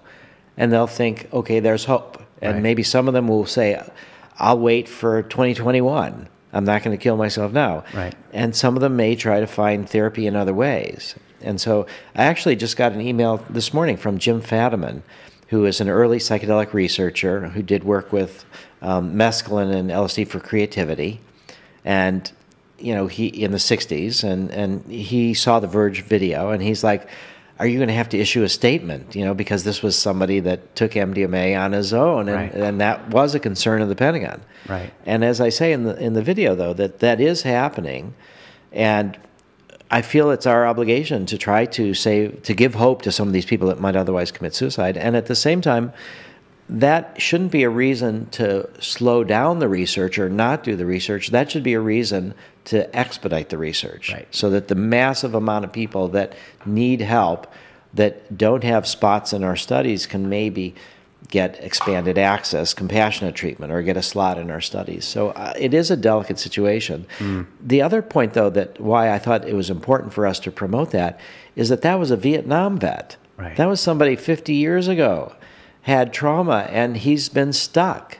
Yeah. And so that's the power of the MDMA and psychedelics in general, that it can take people who've been stuck for decades and decades and decades and give them a new perspective. And that they shouldn't give up hope. Right. So this is part of your very large job description, is that, on one hand, you can say we're only, doing 12 people here in Canada and 12 in Switzerland and 24 here. Yeah. But obviously that can generate a huge amount of media exposure. Yes. And so then when people, we had a PTSD sufferer in here. His name was Jake Wood, and he had done some tours in Iraq and Afghanistan. He wrote a book called Among Us, and he had a very unique situation because he was a territorial army officer, and he would go from Afghanistan and then he would come home and go right back into a banking job. So he had no unit cohesion. He wasn't on a base. It was just this whole, and it was like the juxtaposition of those two things gave him so much trauma. And the first thing I said to him was, have you considered, MDMA or psychedelic treatment, because of the message like you. So immediately I'm saying something to him. He's asking questions. His buddies are asking questions. They're talking about it, which helps your agenda ultimately, doesn't it? Yeah, I think it does, because I think the military has this obligation to try to help people. And the fact that there are so many people that are not finding treatments that work for them, we need to develop them. So I think it is building support in a good way.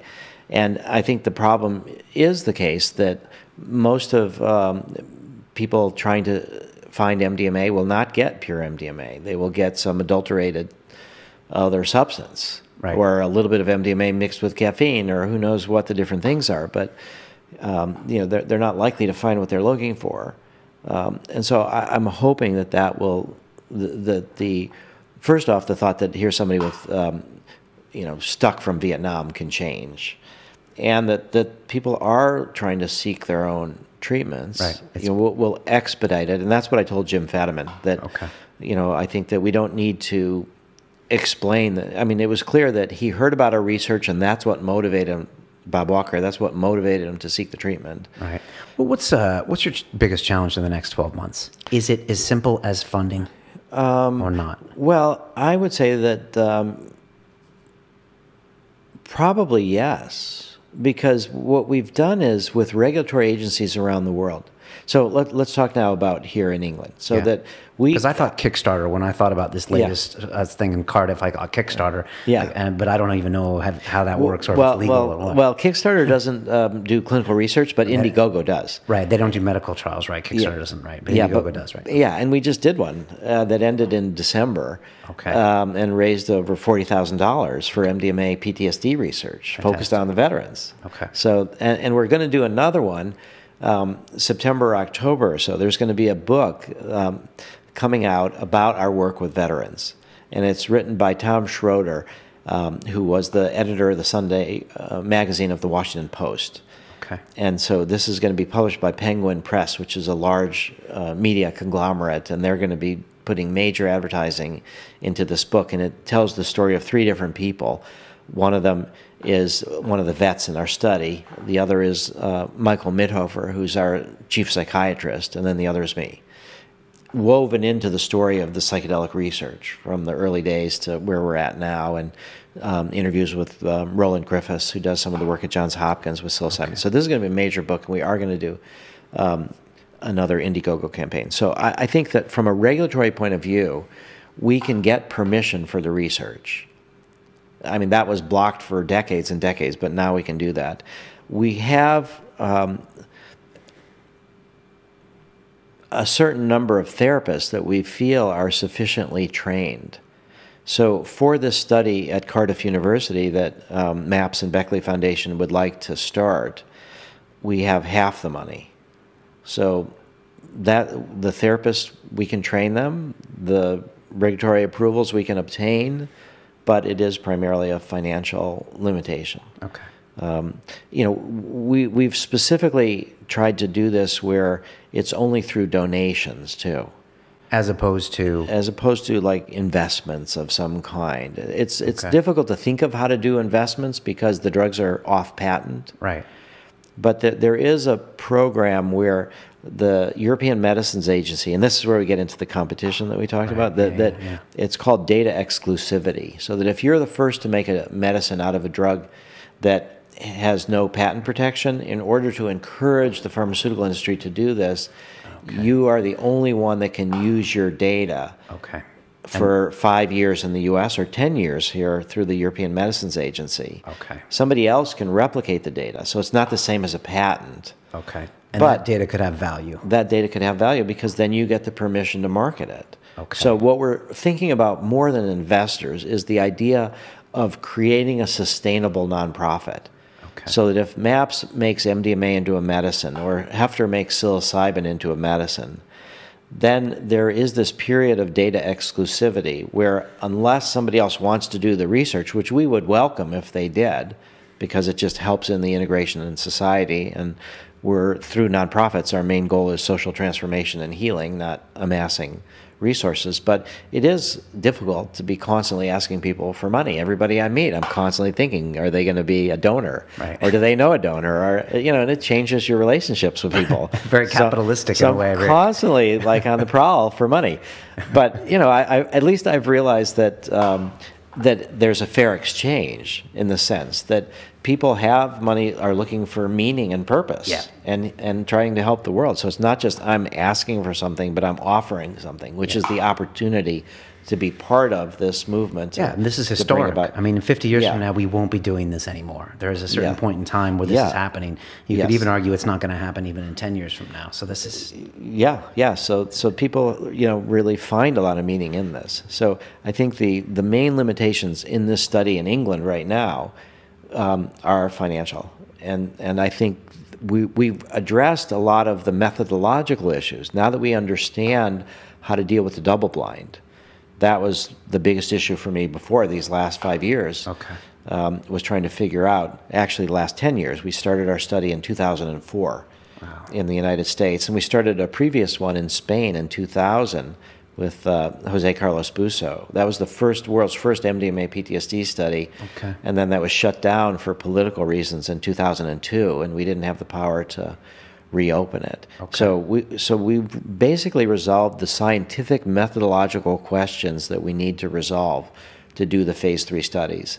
And the main last thing we need to learn from our current studies is what are the range of outcomes from different therapy teams with different groups of patients in different cultural contexts. So once you see the magnitude of the effect and the variance of the effect, then you can do your statistics to size the phase 3 studies, to know when you get a signal that's reliable enough that you're going to get statistically significant results. Right, okay. So we're on the process of figuring that out over the next year or so as we finish these other studies. So our main challenge is funding, and our now that's not the case with marijuana. So now we can pivot back Talk to me marijuana. about, let's finish up with marijuana, because I know people are curious Yeah. about this. It's something that we didn't Yeah. get a chance to talk about much last time because there wasn't as much to talk about. So Yeah. what's been going on? Yeah. Well, let me first off by saying that in my view, marijuana and not just my view, marijuana has incredible therapeutic potential in all sorts of areas. Most of them are in treating the body. There's people with cancer. Marijuana cannabinoids can help with the treatment of cancer in some circumstances. It doesn't always work just from smoking because you have to get enough of the cannabinoids to the tumors. There's with epilepsy, CBD, cannabidiol helps reduce epileptic seizures, and there's incredible effects on nausea control for cancer, on pain, on spasticity. And there are some approaches, some therapeutic uses of marijuana that are more for mental diseases, which is what we're primarily interested in, including post-traumatic stress disorder, even the treatment of drug addiction. There's more and more research that's looking at how marijuana can be a substitute for alcohol or other drugs, and marijuana as less dangerous. Like methadone is a substitute for heroin, but you can get it legally. So the area that we've chosen with marijuana, I've been trying to study the medical uses of marijuana for a very long time. I did my master's thesis from 1988 to 1990 at the Kennedy School on the use of marijuana for nausea control for cancer chemotherapy. Okay. And then through the 90s, I worked on 2 different protocols. One was for marijuana for AIDS wasting. HIV positive people would waste away. Because they weren't eating enough. They weren't eating and they were nauseous. Right. And we had FDA approval, we had ethics committee approval, but we could not get approval to purchase the marijuana from the monopoly held by the National Institute on Drug Abuse. Right. Then later in the 90s, we had another study, marijuana for migraines. And that was done by Dr. Ethan Russo, who is now one of the chief scientists for GW Pharmaceuticals, which is the British company that's trying to develop marijuana into a medicine in non-smoking delivery systems. Okay. So they have a spray under the tongue that's 50% CBD, 50% THC, called Sativex. Okay. And then they've developed a drug called Epidiolex, which is mostly CBD for epilepsy. But they do the marijuana extracts. So we were unable to get permission for this study with Ethan Russo. So then it became clear to me that the research with marijuana was blocked for political reasons, and that the research with psychedelics was being permitted. And so it felt to me important to protect the research that we're making with psychedelics, to look at where politics is blocking science. And if we can switch that around, then that protects the freedom that we have to do the scientific research with psychedelics, which we didn't have for several decades after the crackdown of the 60s. Right. So it's more of a strategic focus on medical marijuana, that I feel like the principle that illegal drugs should be evaluated for their medical purposes. Right. They should not be suppressed. And since that suppression is still happening with marijuana in plant form. Right, for political reasons. For political reasons, to try to block marijuana legalization in plant form, that's been an important area for MAPS to focus on. So we are looking at marijuana for post-traumatic stress disorder, because a lot of veterans are using marijuana for post-traumatic stress disorder. And our view is that patients deserve a wide range of treatment options, and they can choose what's best for them. But in general, marijuana reduces symptoms of PTSD, but it doesn't get to the cause, doesn't cure it the way MDMA can. Yeah. And marijuana is meant to be used as a daily chronic medication. Right. And in general, we want people to be free of having to use drugs on a daily basis unless they choose to. Mm. You know, so I don't think it's inappropriate. Some people may smoke pot every day. I smoke pot almost every day, but not every day. Okay. You know, but not for medical purposes. Right. More for creativity and energy. And, you know, so I think as a treatment for post-traumatic stress disorder, marijuana is not ideal compared to MDMA. Okay. But I think it's still very, very important. And for the same reasons that we're making progress with the Department of Defense and the VA and with the culture with MDMA for veterans, as well as, you know, childhood sexual abuse and adult rape and assault and accidents, we've chosen the veterans as the vehicle to try to open the door to marijuana research. Right. Now, many people have heard that in the United States, there's now 21 states that have approved medical marijuana, and there's 2 states that have legalized. But because those are all states, none of the marijuana that's grown in those states is legal from a federal perspective, and we can't use any of that marijuana in our FDA-approved studies. So the way in which marijuana is being researched, is being politically blocked, is the government monopoly, the existence of the government monopoly, and then they've required a special review conducted by the Public Health Service, in addition to the FDA. The FDA is part of this group called Health and Human Services, and the Public Health Service is also part of that group. But the Public Health Service reviewers, what they normally do is review grant applications where people want to get money from the government, and then it's totally appropriate that they have all these scientists looking at how solid their protocols and their proposals are. But the National Institutes of Health, when they have these grants for research, they're the opposite of FDA drug development, where you don't have to have the vaguest idea how the drug works. You just have to show that it's safe and efficacious. Okay. And FDA will then let you market it without you knowing at all how it works, because people are suffering now. But the National Institutes of Health approach and this Public Health Service reviewers are looking at trying to figure out how the brain works, how the body works, how these illnesses work. So they're looking at mechanisms of action. Okay. So how are you going to do this? Well, you get these. So the government of the United States has set up and sustained this monopoly. And at the same time, they've made this Public Health Service review. They've set up these guidelines that say that if you want to make the marijuana plant into a medicine, this marijuana is not for you. Okay. Because we've already decided, even though the FDA hasn't decided, the people that set this up in 1999 said, you know, marijuana in smoke form is no good. It'll cause cancer. It should never be made into a medicine. So the bias is built in. Right. And the more important thing is the monopoly itself, because the National Institute of Drug Abuse can give marijuana to researchers or sell marijuana to researchers, but they can't provide it for prescription use. So no pharmaceutical company is going to spend $15, $20 million on making marijuana into a medicine with a drug that they can't make into a medicine, that they can't sell. So is there no way around this, or how are you proceeding with your study? Well, importation is going to be, there's 2 ways. Okay, so the breakthrough is that we recognized that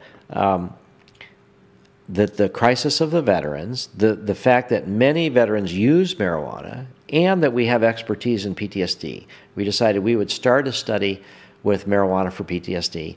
And we've also been engaged in a 12-year lawsuit that ended last year trying to break the government monopoly. We wanted to get our own marijuana production facility at UMass Amherst with Professor Lyle Craker. Okay. So I realized that the National Institute on Drug Abuse, their farm is way behind the times.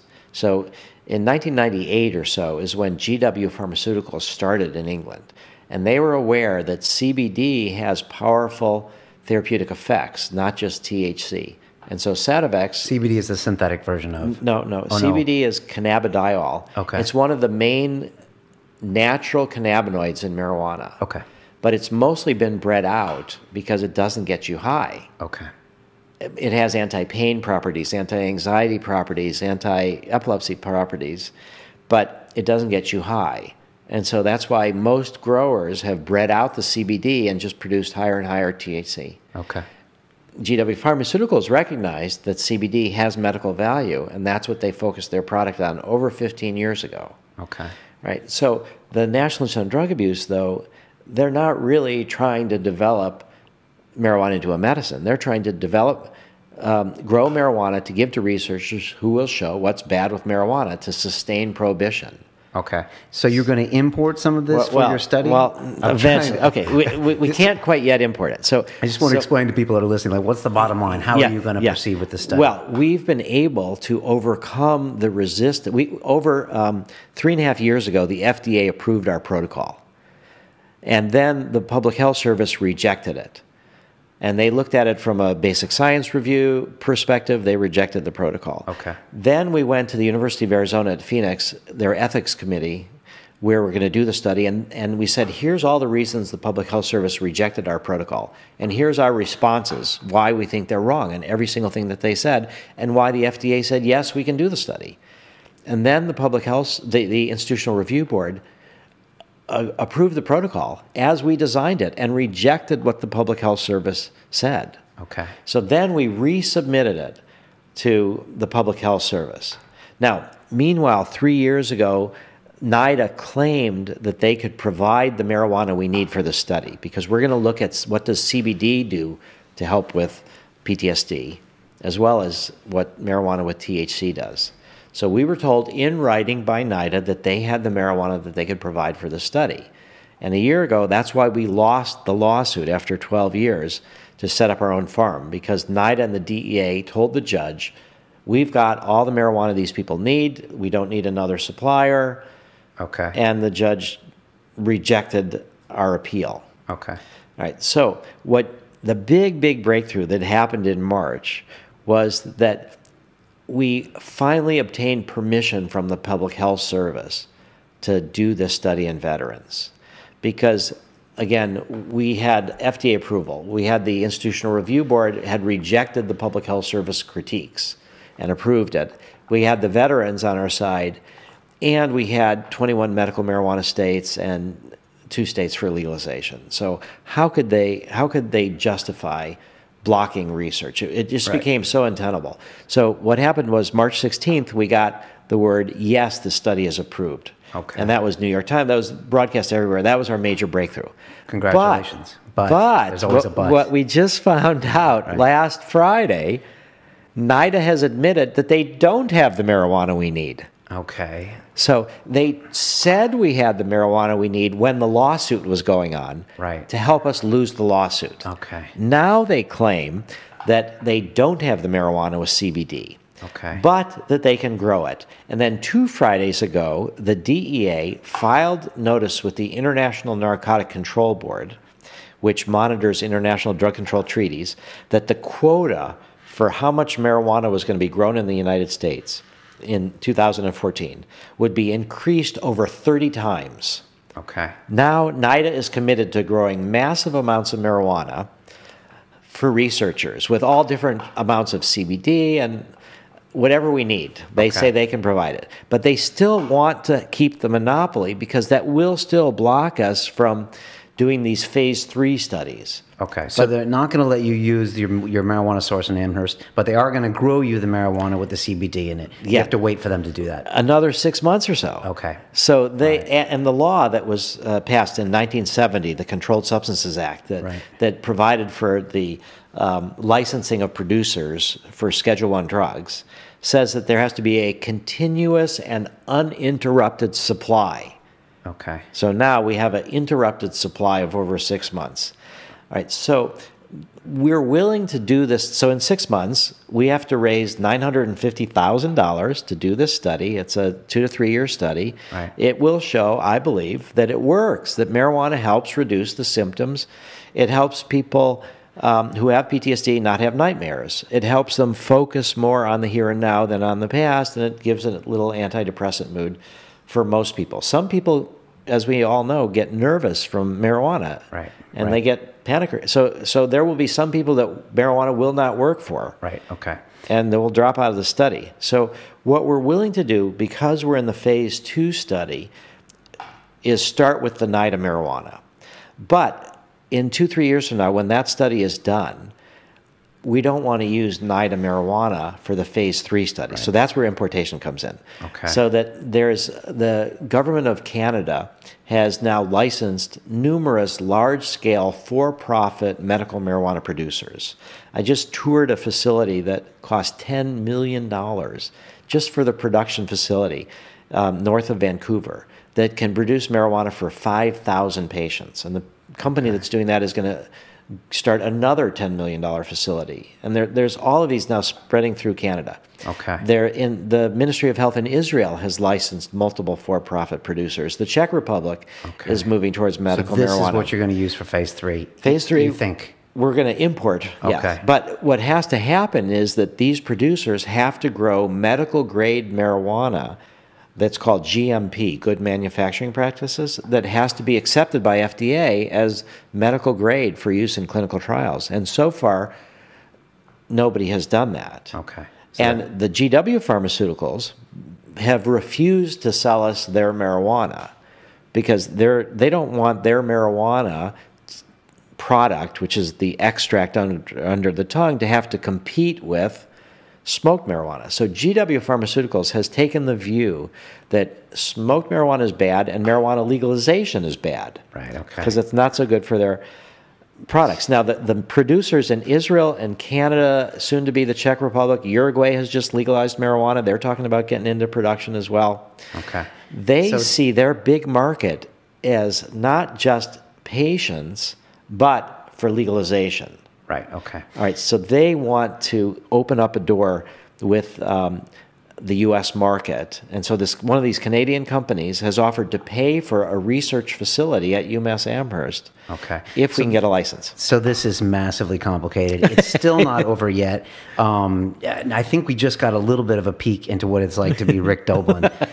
Jesus Christ, it's not simple, is it? There are very, very complicated things going on here as far as policy, science, statistics, everything. Fundraising. Yeah, if it was simple, I would be doing something else. Jesus. I like complicated stuff. You know, I titled our previous episode "Fighting the Good Fight." You know, and Rick, that's what I really think you're doing. It's it's probably a thankless job at times, but like you really are an inspiration to me and to I think a lot of people around the world, because what you guys are doing at MAPS, I don't know, it seems really selfless what you're doing.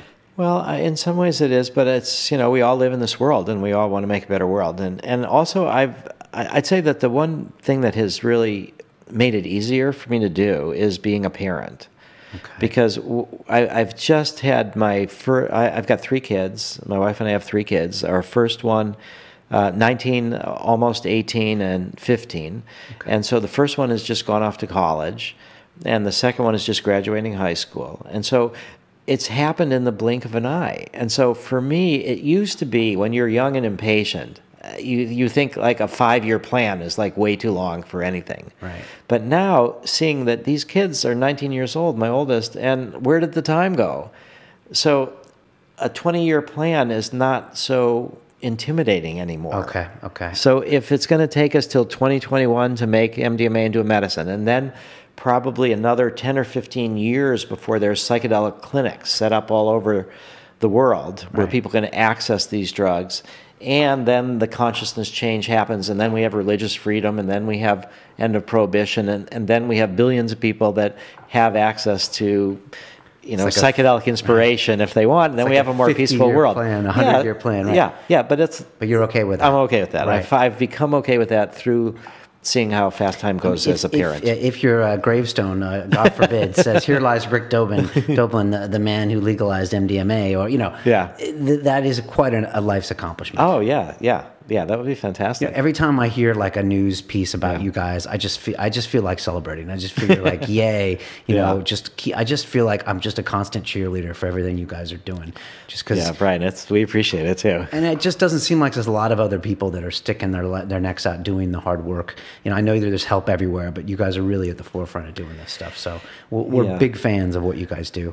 And I think everyone is around the world. Yeah, and we're hoping to bring it to England. I mean, and that's what really the purpose of my visit is here for these couple days. Okay. If someone listening with a checkbook wants to contact you, what's the best way for them to get in touch? Well, right now, what we're saying is that the Beckley Foundation is a British nonprofit, and people can get tax deductions to donate to Beckley. Okay. And because MAPS is a U.S. nonprofit, people in England who want to get a tax deduction, if they give it to MAPS, we can't give them a tax deduction. Okay. And because MAPS is partnering with Beckley to fund this study at Cardiff University with 24 veterans with PTSD getting fMRI scans, we encourage people to donate to Beckley and just say, this is for the MDMA fMRI study. Okay. Is that Americans or is that anyone? No. Even Oh, Brits? no. Okay. That's in England. Oh, so if it's in people outside, if it's people in the United States, they should donate to MAPS. To MAPS, okay. And if they're people in England, they should donate to the Beckley Foundation. And if somebody wants to make up this 50% gap, is that going to be a very wealthy individual that should come straight to you? That would be the best, or to Amanda, depending on where they live. And that the study is about 188,000 pounds, as we said, and we've already, MAPS and Beckley are each contributing half of that, 1/4 of that. So we need another 95 grand or 94 grand. Or well, another 90, something like 88,000 pounds is what we're still looking for. Okay. And if they want to make that donation, I think that would be massive, because this would be our first toehold inside the European Union. Ah, yes. You know, and it would open up the door for further phase 3 studies here in England. Right. And that's what we really need, is to get some of the studies going in the European Union. Right. And we know that that the FDA will notice things like that. Well, it's not that they notice it. We submit the protocols to the FDA. Right. Okay. So we can take all of our U.S. data and submit to the European Medicines Agency, and vice versa. Right. So very helpful. So it will be that way. Yeah. All right. Fantastic. If you're listening, contact to Rick. And what's the best way for them to get a hold of you? Just send me an email, rick@maps.org. I have a staff member that helps me deal with my email. Okay. So it might be slow, but if people send me emails, they'll get a response. Okay. Fantastic. And on Twitter, you're at Rick Doblin. MAPS is at MAPS News, right? If people want to follow you. I think so. Yeah. I am going to try to whisk you off to the Neurons to Nirvana premiere happening now. Can I put a link to that so people can find out more information about that? Yeah. All right, I'll put that on the YouTube comments here. Okay. Yeah. I mean, that's happening tonight, and it's sold out. Okay. Right. If people want to watch the trailer or something later, so yeah.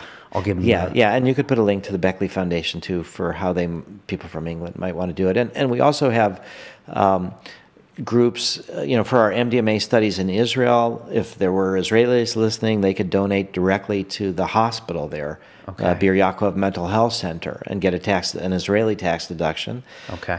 There's a group, the Swiss Association for Psychedelic Psychiatrists, that takes money from people in Switzerland when we had our LSD and MDMA study in Switzerland. So, okay. So there's places everywhere to donate if you're an international citizen. And in Canada, where for our Canadian study, Tides Canada will take money for MDMA research. Okay. Rick, all the best of luck. Oh, Brian. It seems like you're juggling so many balls. I don't know how you keep everything. I don't know how you keep track of everything. A great staff. That's how. Guys, a great staff. But you've got so many different, I don't know how you can, juggle marijuana and then, this MDMA and the LSD studies, not to mention these bigger picture things like the film that you're going to play tonight. But it's huge work you're doing. It's always an honor to have you on the show. You're just such a good person as well. So thanks so much, Rick, and all the best to you and MAPS. Great. Thank you, Brian, for this opportunity, because public education is really the key. That's what's where the fear is anchored, that's where the hope is anchored, and if we can switch from fear to hope and have more people thinking optimistically and participate that there is hope, we'll get there. It's strange because it's become, just such a part of our identity here at London Real. It's probably, 20% of our episodes have some type of, psychedelic discussion, and it was never by design. It was just by the fact that, I've gone out there in the world and experienced the world and experienced these things, and I can't not talk about it. And for me, I agree with what you said earlier. It's not about dropping out or let's dissolve the government. I do another show called Silicon Reel about the tech industry. I'm an open capitalist. I have all sorts of other things that I love doing, and I believe that psychedelics is just a part of the human experience and a very critical part. And I think it's going to make us all understand who we are. So that's why I continually talk about it. So, anyways, thanks so much, Rick, and all the best. Okay, great, Brian. Thank you. All right. What we call reality is in fact nothing more than a culturally sanctioned and linguistically reinforced hallucination.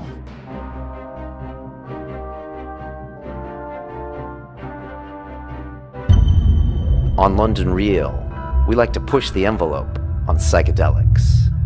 We went in and we drank ayahuasca, and it was the real deal. Ayahuasca requires us to confront the truth about ourselves. And the psychedelic experience is one of the most, clearly the most influential, profound experiences in human existence. Now we explore dimethyltryptamine. Pure DMT powder, and smoke that, and this is just a direct route straight to the spirit world. How would we change this culture? And it felt to me like LSD and psychedelics were the way. On Sunday, London Real presents DMT, Before and After.